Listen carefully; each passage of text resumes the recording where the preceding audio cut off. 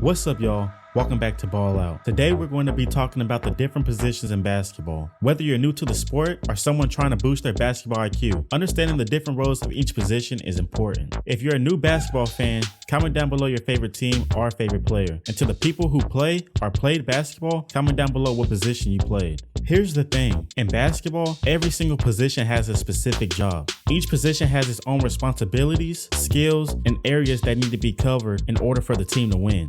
By the end of this video, you'll know exactly what each position does and how they all work together to get things done. Let's get into it. The first position we're going to talk about is the point guard, also known as the one. The point guard is the most important and hardest position in basketball, and that's because they have a lot of responsibilities. They are like the coaches out there on the court. Think of them as like a quarterback on a football team. They're the ones running the show and calling the shots. Point guards are normally one of the shortest players on the court, and in most cases, point guards are normally the best ball handlers and passers on their team. Their job is to bring the ball up the court, set up plays, control the tempo, and create scoring opportunities for themselves and for their teammates. Point guards are quick and super confident. They always have to make the right reads, whether that's taking a tough jump shot, throwing a no-look pass, driving to the basket, or throwing a lob. Point guards are always looking to pass to open teammates so they can rack up their assists. One of the most important skills of a point guard is their court vision. They can see plays develop before they even happen. They know where their teammates are supposed to be, and they can read the defense. They are able to spot if the defense is in a man-to-man or a zone defense. Point guards also have high basketball IQs, which means they understand the game inside and out. Point guards are like geniuses when it comes to basketball. They know how their team plays, they know what certain players like to do, and they also know how to expose the other team weaknesses. In today's games, point guards also need to be able to score at a high level. They can't just focus on passing. They got to be able to knock down shots, whether it's hitting threes like Stephen Curry or driving to the basket like De'Aaron Fox. A point guard who can score at a high level forces the defenders to play straight up. When you think of a true point guard, think of Magic Johnson, Steve Nash, Chris Paul, Luka Doncic, Stephen Curry, Kyrie Irving, and the list goes on and on. But these players are what you would look for in a point guard. Now let's move on to the shooting guard, also known as the two. This player is normally the team's best shooter, especially from downtown. You'll often hear people refer to shooting guards and small forwards, which is the next position we're going to be talking about, as the wings. And that's because you would normally see them on the wings when they're out there on the court. Shooting guards are normally a little taller than point guards, but they're still on the shorter side compared to the other positions. There are different types of shooting guards, but the overall goal for a shooting guard is to score the ball. First, you have the catch and shoot type of shooting guard. And players like Klay Thompson, Buddy Hield, and Ray Allen are known as catch and shoot type of shooting guards. These shooting guards don't do a lot of dribbling. They like to shoot the ball as soon as they catch it. The next type of shooting guard is called a slasher. Players like Dwayne Wade, Vince Carter, and Anthony Edwards are all considered slashers. And slashers love to attack the basket even though they're good shooters. These type of shooting guards are super athletic and finish strong around the rim.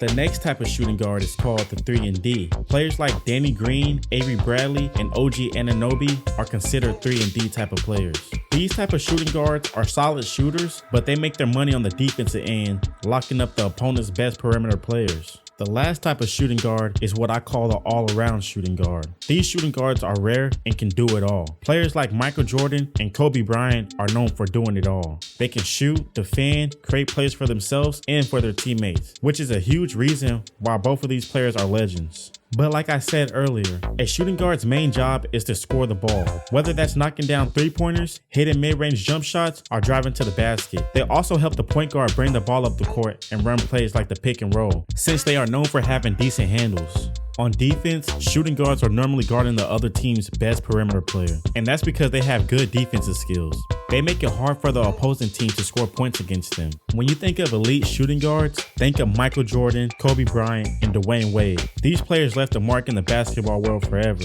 They could score with the best of them, guard the other team's best players, and all three of them were clutch when their team needed them the most. Next, let's talk about the small forward, also known as the three. Small forwards are normally the most well-rounded players on the team. They can do a little bit of everything. They can score, rebound, defend, and even run the offense if they have to. Small forwards are usually taller than shooting guards, but they're not as big and strong as a power forward or a center. Due to their size and skill set, they can score in different ways. If a smaller player is guarding them, they can shoot over them. And if a big player is guarding them, they can blow past them. Small forwards can shoot threes, drive to the basket, or pull up for a mid-range jump shot. On defense, Small forwards often guard the other team's best player, whether they're a guard or a forward. This means small forwards need to be quick, strong, and have a good understanding of the game. They also are able to switch between different players. When you think of small forwards, think of LeBron James, Kevin Durant, and Kawhi Leonard. All three of these players are elite on both defense and offense, and will one day be in the Hall of Fame. Moving on to the power forward, also known as the four. Power forwards are known to be the more physical players out there on the court. They're bigger and stronger than small forwards, but they can't move as fast as a small forward. Power forwards spend a lot of their time around the paint. Their main job is to score and rebound the ball. They're great at finishing around the rim, whether it's posting up or finishing with layups or dunks. These players are also capable of shooting mid-range jump shots or even three-pointers.